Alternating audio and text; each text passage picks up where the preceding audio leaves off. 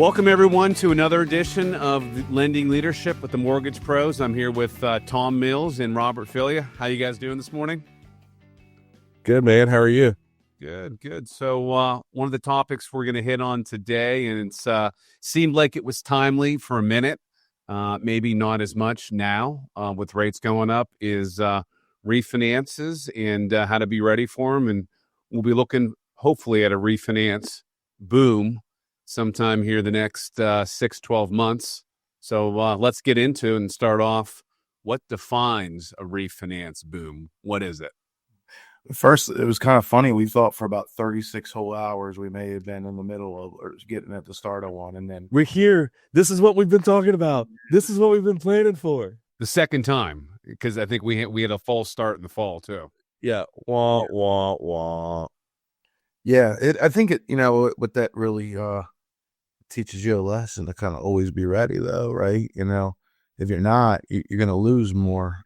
Your question, what constitutes a refi boom? I've always been told, and I think, when you're 30% of your business is refinance. I know you can look across like the industry and you may see that some companies are higher, but they're more like refi focused. I think for like our audience, self-generating originators, Money shop. purchase money focus. I think when you're 3 out of every 10 loans you're closing is a refi. I think you feel like you're boom. That's a really nice pickup, especially if you're running in a good spot before those refis came in. I think that's a boom. I would agree with that. We may not see a boom, right? I mean, if 20% of our business is refinances, I'll certainly take it.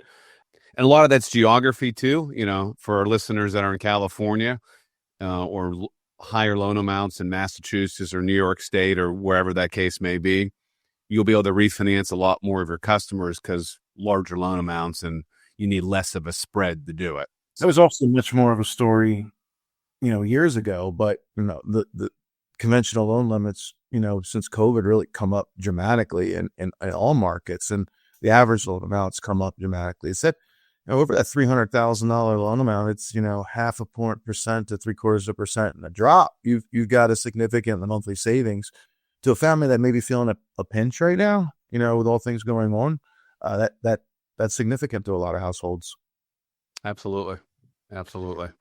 Yeah, I agree. I think it's that, 30+% would constitute a boom, but I also agree with Dave, right? There's not an originator out there that if you talk to and said, hey, if your business were to increase by 10 to 20% with refis, would you take it? Every one of them is going to say yes, right?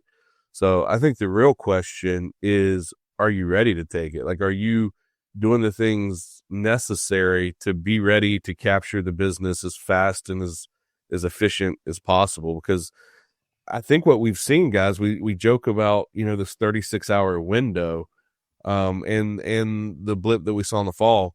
I think with the volatility in the market, this is what we're going to see. We're going to see microbursts of the rates dropping, and you have a span of 3, 4, 5 days where you can capitalize on it, and then maybe they move back up, and so those clients are out of the game again. So if you're an originator out there and you don't have your systems ready, you haven't done the things to be prepared, when the rates fall, if this does hold to be true, you're going to miss the boat. You're not going to have time to get the clients ready and do the things you need to do. The rates are going to be back up.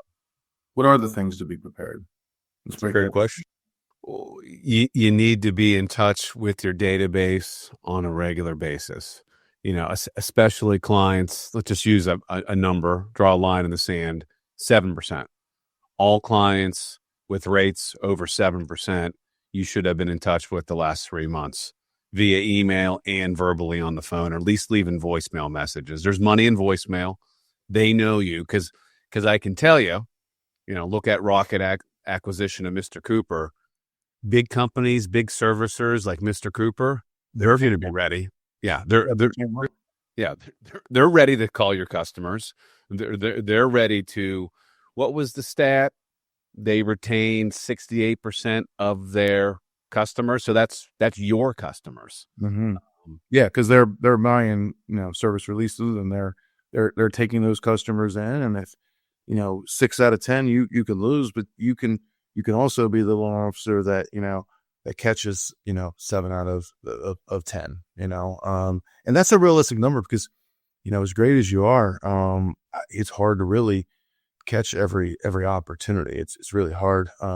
But I think the biggest thing, you think about, like Dave, you mentioned everybody over 7%, you can look at it that way. And, if you're behind and you haven't been in regular contact with your database, that's probably where you should start. Most definitely, the low hanging fruit first kind of mentality. But I really think that self-generating originators need to stop thinking about the term past customers, and just start calling them customers.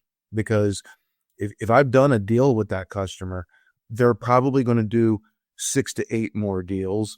They have a sphere of influence of friends, family, and coworkers.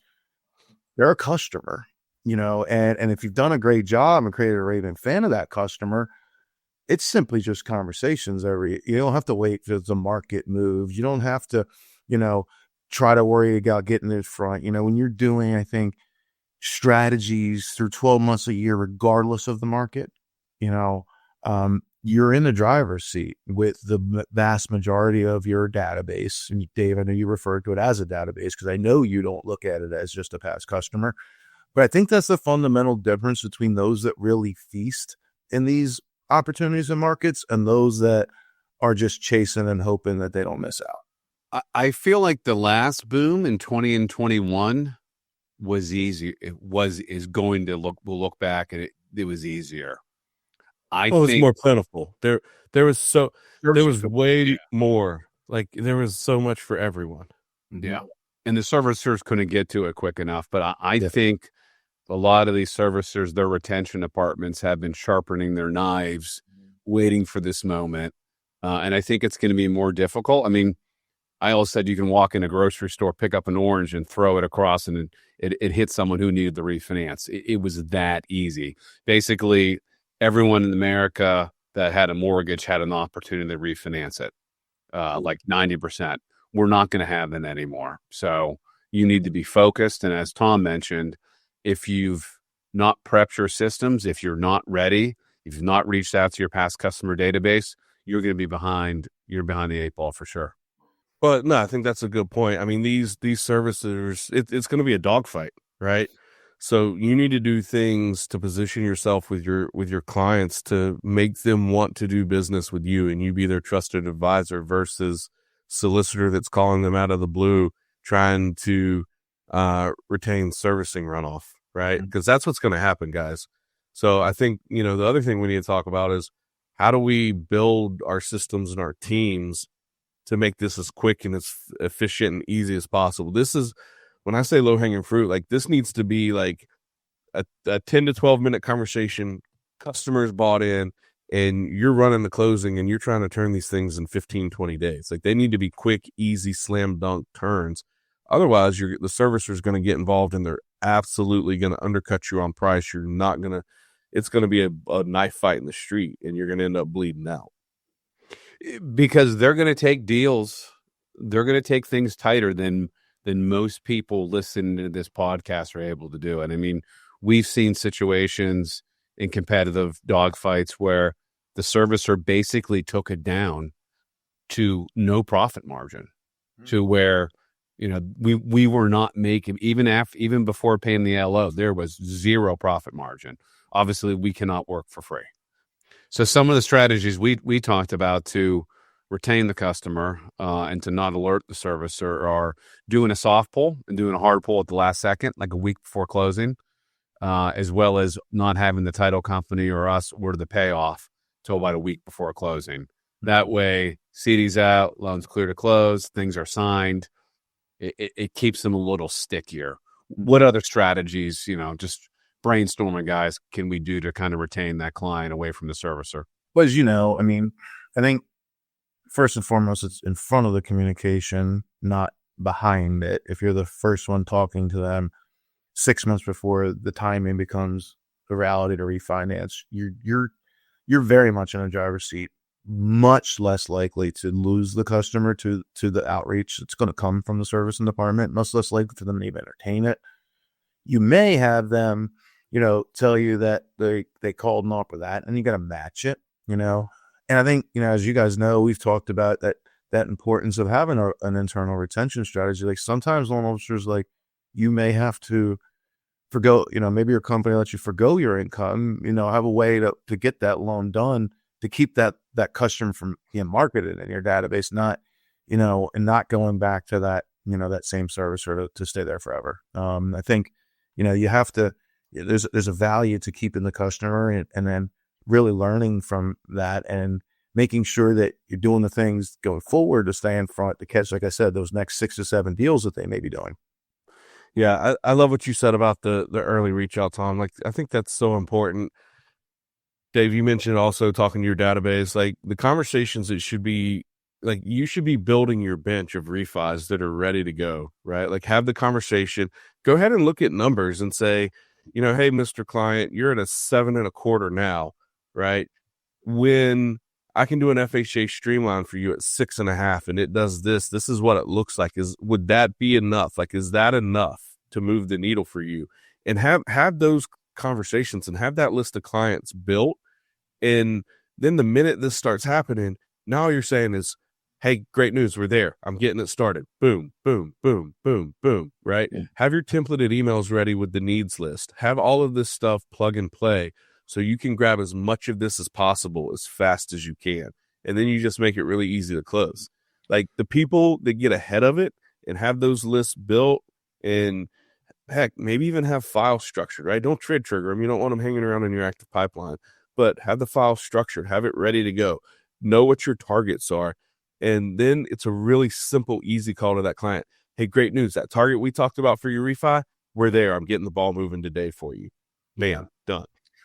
And I think that's with the rate and terms, right? But sometimes like your cash out, like, that doesn't always stand out to you. Like it takes those conversations. And, we've had great success with annual reviews, because if you're doing annual reviews, like you're once a year really kind of talking about their debt, right? And, really we're here to help them manage their debt, and their largest asset that most of our, customers have is the equity in their homes. So, we're helping them manage it through that. We're finding those opportunities, and that's where you have conversations and you learn, like, if this were to be the case, then that customer would be really interested to jump all over it. And that, like you said, Robert, it's just a phone call and, hey, let's go. We're going to skip our next 2 payments. We're going to free up that $600 a month and pay this off and do this. Well, the cool thing, Tom, hold on just a second, Dave. I know you want to jump in. The cool thing about doing the dials now and setting that up, it's what I call you'll get the now and later, right? Because some of those conversations are going to uncover cash out needs that are there now that you guys aren't having the conversations with. So you'll get some of that business now, do the cash out, and then you'll also be stacking that list for later. I love that. Now and later, and then you can potentially get referrals. You're staying top of mind. Yeah, I like that, Robert. A lot of it is to stay in front of customers, making the phone calls, putting in the work. We kind of like to future cast our people, right? And say, hey, Robert, you're at 7.5%. Here are the numbers at 6.5. Here's the savings. We're not there yet, but I'm going to call you when it's 6.5. Is that okay? Like get their permission to do it, and have the numbers ready, have everything ready to go. Have the file built in your LOS. A lot of these refis are going to be easier as well too. You're going to get a lot of PIWs. You're going to get 1 year W-2s, 1 year, 1 or 2 pay stubs. It is going to be significantly easier. A lot of them are lower LTVs. They're, high quality borrowers. So you should be able to jam those in and out of underwriting very quickly. And your company should have an operations built. I mean, I know in 2021, different times, I know, we paid our underwriters a per file bonus to work on the weekends. And they could come in and each underwriter could, grind out 7 or 8 refinances, make an extra $1,000 or $1,500 in the weekend. Who doesn't want that? And we were able to just burn through our refinances really quick. And they're easier deals.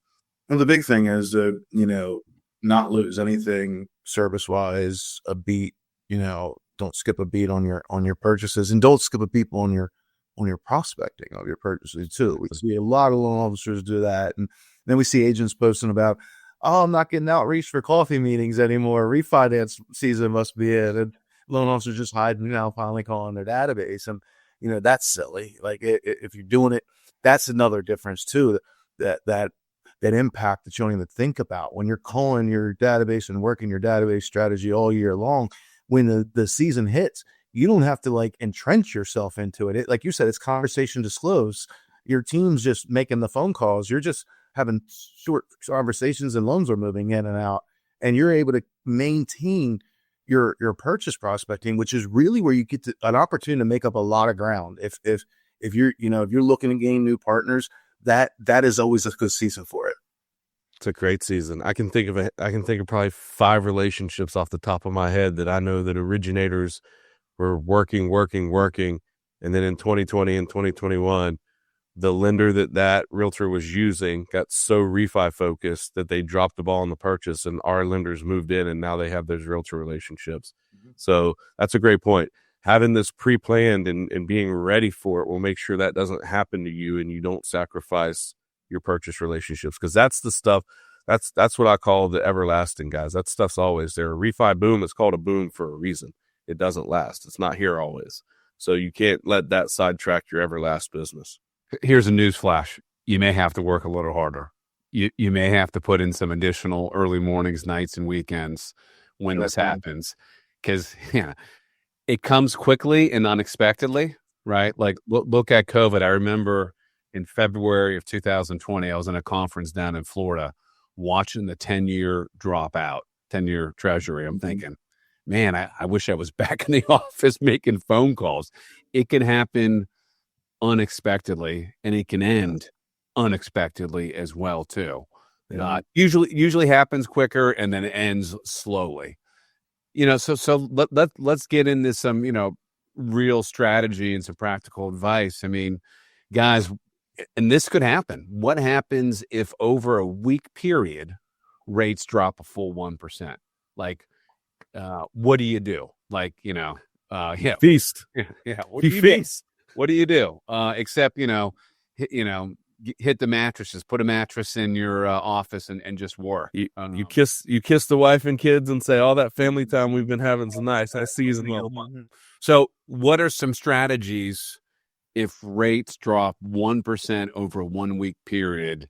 I mean, again, you gotta be prepped and organized, right? So I would encourage our listeners who are listening today, have a plan. Have a written plan for yourself. Have a written plan for your team. Make sure your company's prepped. I know we're prepped and ready to go. But so 1 week rates drop 1%. What are some of the action items that you do?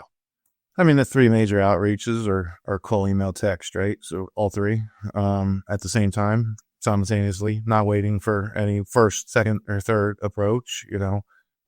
Regular, consistent outreaches. Welcoming text, because I would have been in front of my database. And it's like, hey, Dave, it's Tom. You probably see in the market, watching the news, rates have moved. A lot of people are reaching out to me. So I wanted to reach out to you, grab some time on my calendar. Let's grab 15 minutes and chat. I'll answer any questions you have. Really, I'm not here to sell you. I'm just here to answer questions you have, because you have seen the news, and you are a part, especially, it seems like everybody's always watching interest rates, always watching interest rates, whether you own a home or you're thinking of buying a home. People are watching mortgage interest rates. It's the conversation I have most with people that are outside of our industry. They always ask, they know you're in the mortgage industry. They say, what are rates like? So just having those conversations. And then I think, as we're big on automation, give them a convenient way to book time with you, instead of going back or thinking, I'm going to catch them at 2:00 in the middle of their day, or 6:00 in family time, or when they're at baseball. Schedule some time with me. I make it really easy for you, via text, email, phone call, outreaches.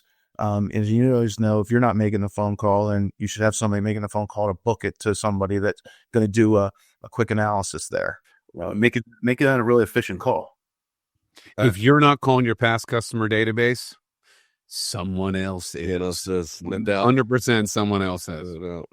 I think the key to remember here, right? We wake up and rates of move out point is that boom, right? This is a short window of time to maximize as much business as you can, right? So ideally you're prepared and you have your list segmented, right? You want to grab the low hanging fruit first. And what I mean by that is the easier refinances, right? Your EARLs, your streamlines, your rate and terms with an 800 bar at a 50% LTV, the one and done stuff, the stuff that gets through, right?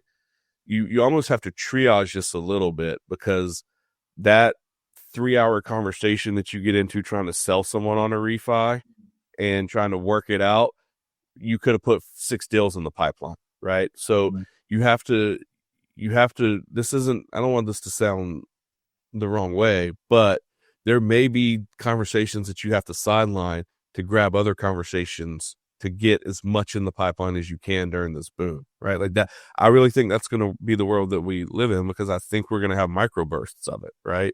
Yeah. The more prepared and the more conversations you have up front, the more list you have built, the more people you have sitting on G waiting for O, the better you're going to be able to capitalize on this.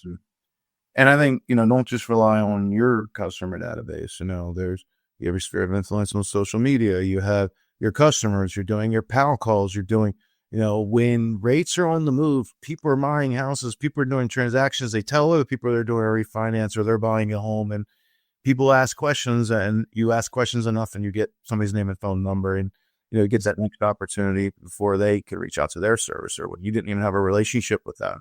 And that's important. You have to take a multiple prong approach, and it is a numbers game, and you're not going to get them all, no matter how good you are. It gets really fun, doesn't it, when we start getting those texts like, hey, I got 6 purchases, 6 refis this week, seeing loans flying out the door. It's a lot of fun. And this is something you guys can get really proactive with, right? We were just at our sales rally, and someone spoke on building a funnel, and basically it's super easy. They're putting it out there on all socials. Rates are going to drop in the not too distant future. A lot of our sphere of influence is going to have the opportunity to refi. If you would be interested in that when the time is right, please let us know. We'll put you on the list and we'll monitor this for you, and we'll take the heavy lifting out of it. We will do it for you and come to you when it's time. And what are they doing? They're building the list that we're talking about, and they're getting just a little bit of information. They're having the conversation, and they're kind of setting the hook. And then when it's time, you reel them in. Like, if you're not, I can't stress this enough, guys. If you're not doing this now, if you're not having these conversations now, you're going to miss the boat.